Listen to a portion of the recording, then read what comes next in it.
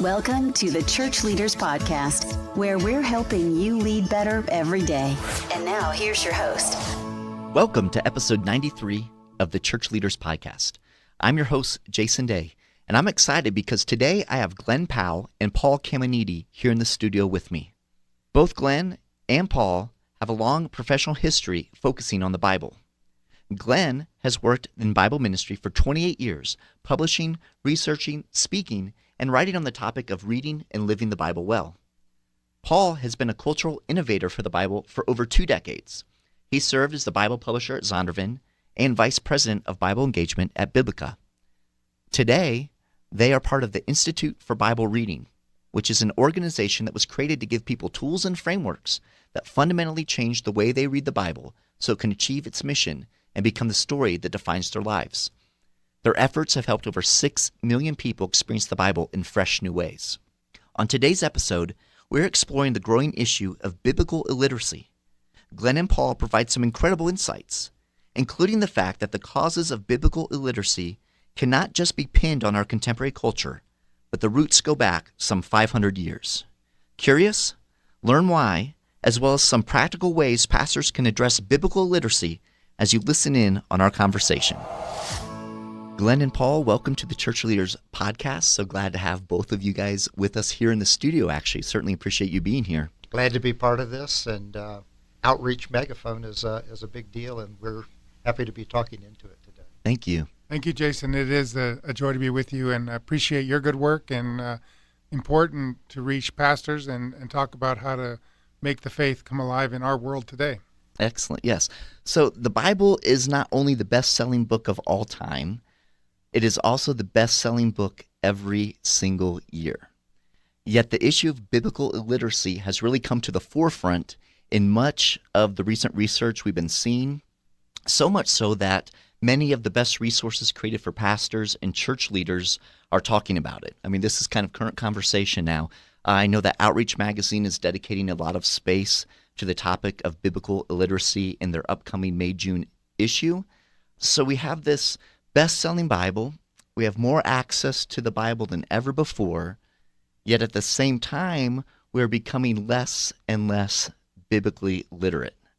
Glenn and Paul, can you begin by kind of painting us a picture of where we've been in recent history and where we are right now when it comes to biblical literacy? Yeah, I would begin by saying I think it is an increasingly recognized fact that the Bible is failing in the churches, not just in the culture, but in our churches, that for all the things that would seem to be positive, things you mentioned, like increased access, more scholarly resources than ever on all this stuff related to the Bible. We have more help with the Bible than ever before. Great translations. You would think everything is in place for the Bible to be winning in the church, to be deeply known, lived, and a huge force in our life and in our culture in the church, but it's not happening. I heard the phrase recently that people are trying to live a Bible-less Christianity, trying to just live the faith without really knowing the Bible, not operating within a biblical framework at all. So clearly, something is broken. Something is not working with the Bible. There's an increasing recognition of that, and I think there are lots of factors that go into that. What's kind of happening as far as, some data points, some of the surveys? I know you guys have been involved in a lot of those things over the years and looking at what's happening kind of right now. Where are we exactly? So what Glenn was saying is that the Bible isn't flourishing, not only in the culture, but in the church, is somewhat quantifiable. Now, fortunately, George Gallup began measuring some of this in the mid-1980s.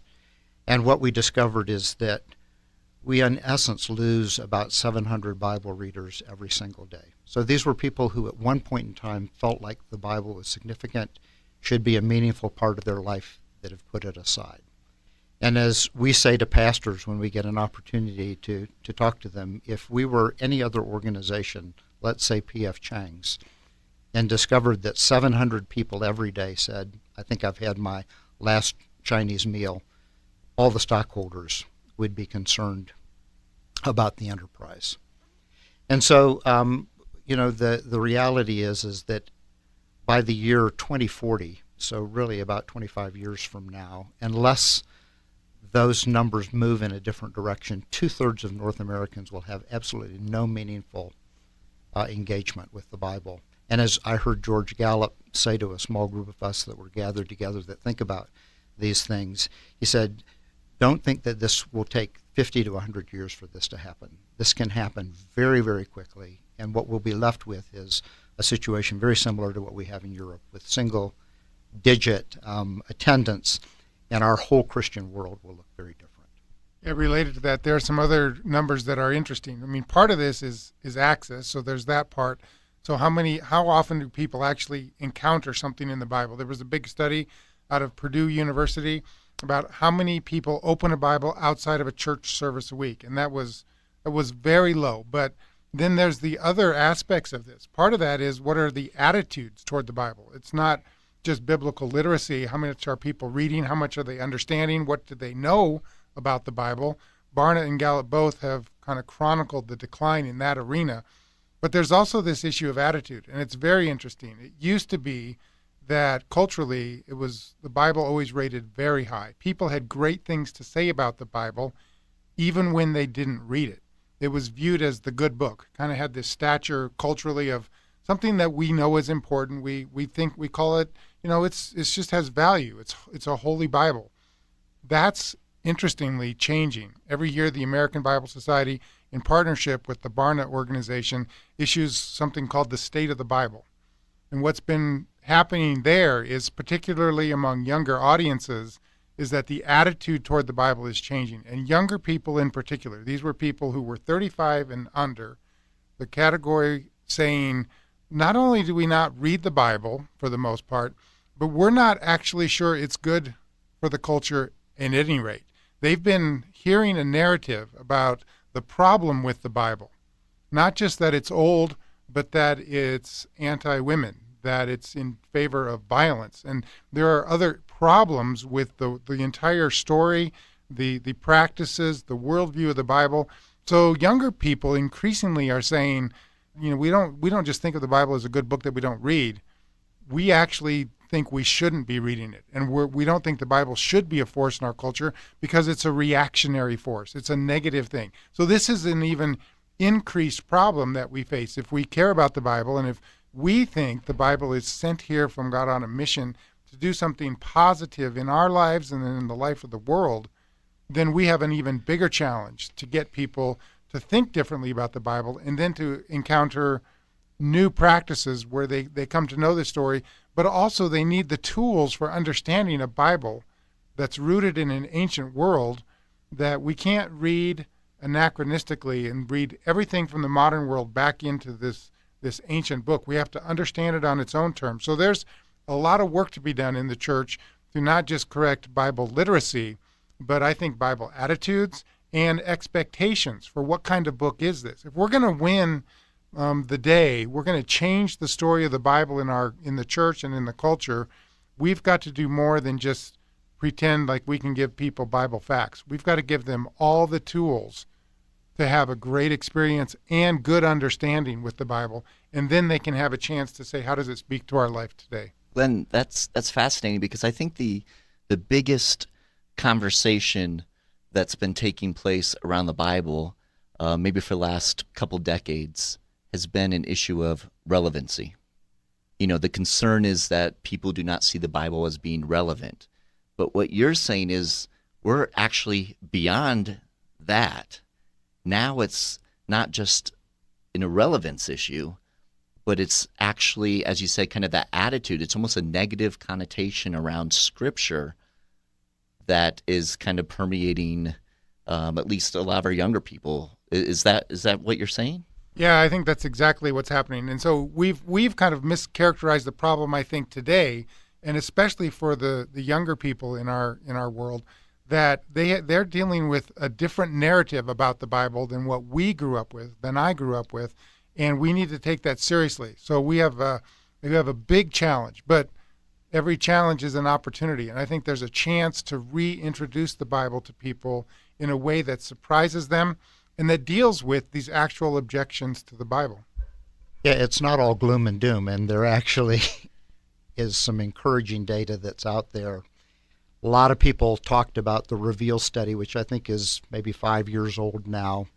And one of the main topics of discussion, they asked a question, what is it that you need most from your church? So they queried about 80,000 people. And 87%, given a choice, a range of about 12 things, do we need better preaching, better programs for our young people, better buildings, etc. 87% said, help me understand the Bible in depth. Wow. Not a coffee shop, not hipper preachers, help me understand the Bible in depth. One of the follow-up questions was, is your church helping you do that? And 19% said yes. So you had 4 out of 5 saying, for whatever reason, I have a sense that the intractable problems that we're facing today are not going to be solved by some superficial, answers. We're going to have to do the work of getting deep into this book. And somehow in that process, there's going to be healing and there's going to be redemption that will take place. But then, is it happening in your church? Well, churches have arguably good preaching, and we've got tons of Bible studies, but there's a disconnect there somewhere. The beauty of this is that in this gap, there's energy, pent-up energy. And if Christian leaders, pastors, can tap into that in some way, they can harness that energy. We're not going to do it by the same old solutions. We're not going to do it by, in January, saying go to the back table and get a reading plan and go to your sunroom and read through the Bible this year and really, really try hard this year. That isn't going to be the solution. They're going to have to be different approaches to that, innovative approaches to it. And we've seen this happen, though. When that happens, there is real energy there. It can be tapped, and it's a powerful thing when that happens. Excellent. Before we jump into maybe some practical solutions that you guys have witnessed yourselves, let's talk a little bit about why we are in the place we are when it comes to biblical illiteracy. I mean, is this a phenomenon because of, Google, technology, all of those types of things? The world in which we live now, where have short attention spans, all of that fun stuff. Is that the culprit in this? Yeah, I think it's interesting. We have normally pointed the finger outside of the church and said it's the culture that's against us. Technology, it's gotten harder to read. We live in a visual culture. There's all these cultural forces kind of working against good Bible reading and Bible literacy. But actually, the more we've looked into it, we think that some of the problem is within the church itself, and specifically, historically, what the church has done with the Bible in the modern period. This is something that doesn't get talked about very much, but I think it's a huge factor, and that is that a new kind of Bible was born in the modern period. We changed what the Bible was, and as a result of that, the Bible has changed in terms of what people do with it. And what I'm talking about is specifically the visual form. It's very interesting that historically, that right at the moment that Bibles became available to the masses during the period of the Reformation, printing press had been invented just 100 years before, so now people are printing books and can buy more books for themselves. There's this translation revolution, German, right? Martin Luther's bringing the Bible into the language of the people. There are English Bibles, being born, and so there's this whole movement is starting, getting Bibles to people. But it also happens to be exactly historically when chapters and verses were put into the Bible together for the very first time, 16th century. So the very first Bible that was available to the masses in their own language that they could read without a priest reading it to them and interpreting everything for them during the Reformation is a chapter and verse Bible that is completely fragmented, with every single verse being set apart as a separate paragraph, even if it's in the middle of a sentence.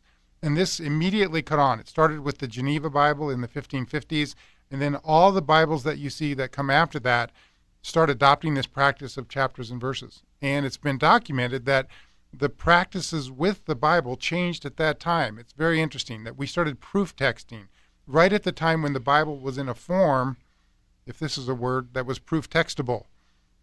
Right? We fragmented the form, and people started picking out the individual verses. They started lining them up to prove doctrines. They started reading those verses out of context.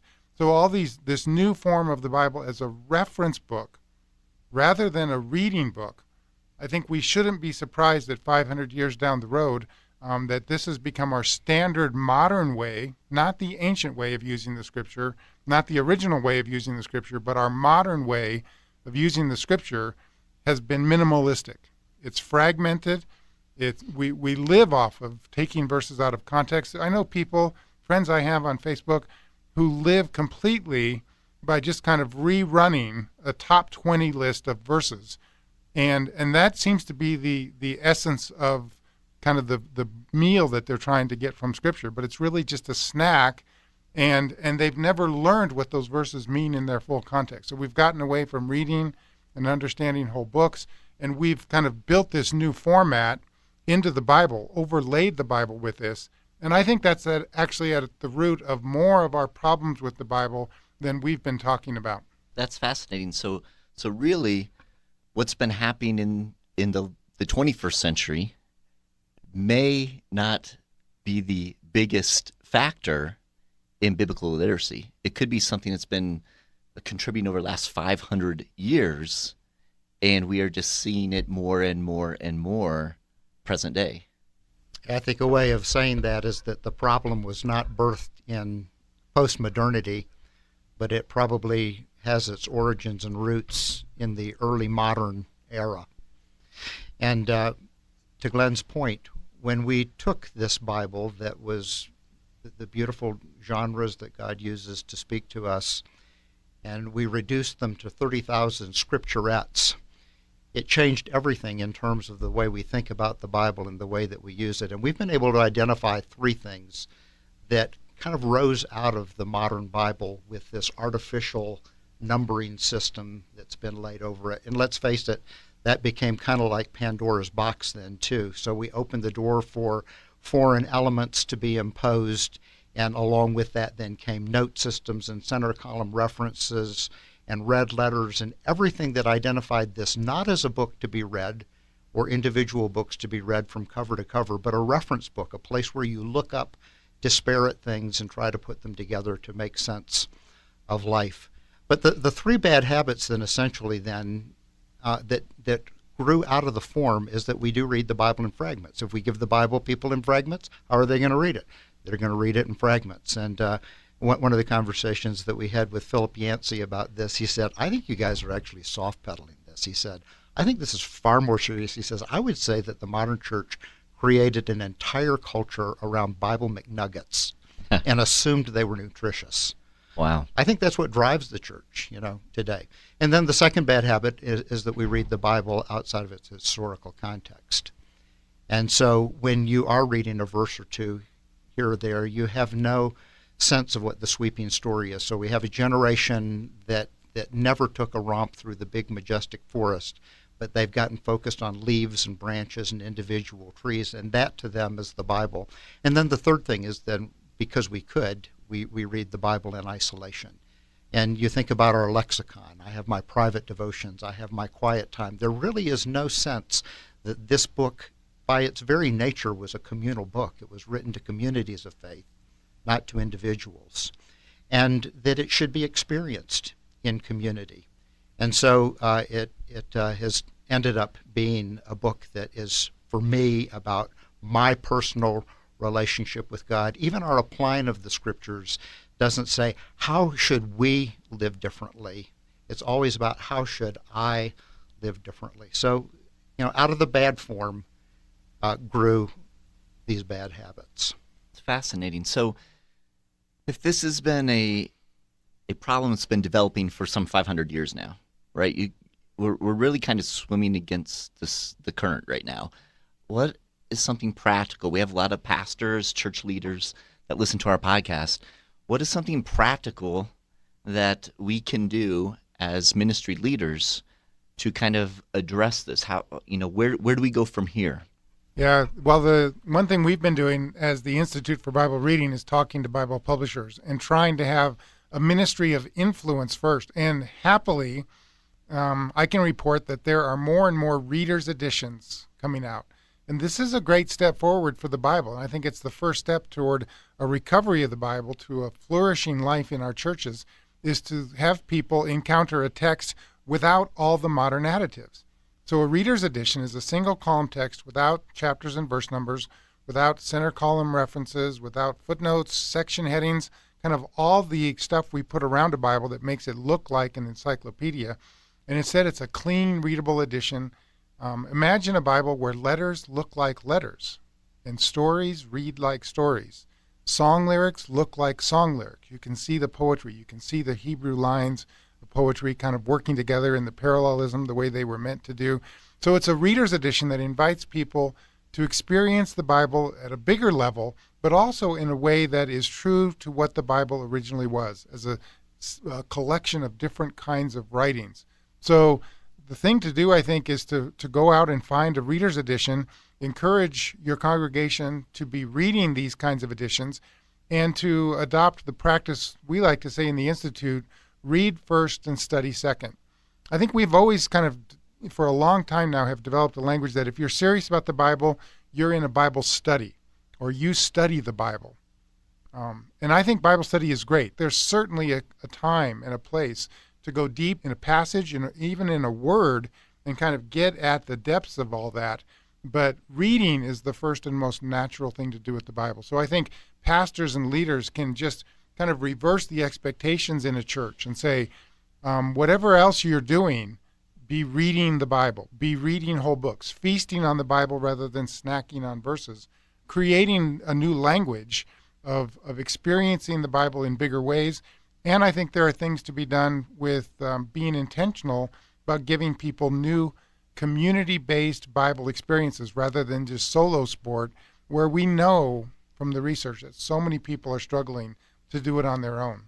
Now, the Institute for Bible Reading is involved now in developing a new way to kind of approach the Bible in community and be reading the Bible as opposed to studying the Bible. And it's almost, rather than a Bible study group, it's more of like a book club format. Can you talk a little bit about that, Paul?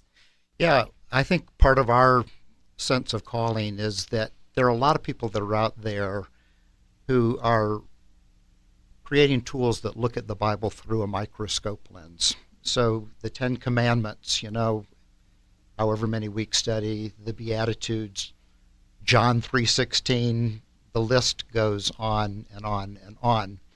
There's very little out there that flips the lens and gives people the broad telescopic view.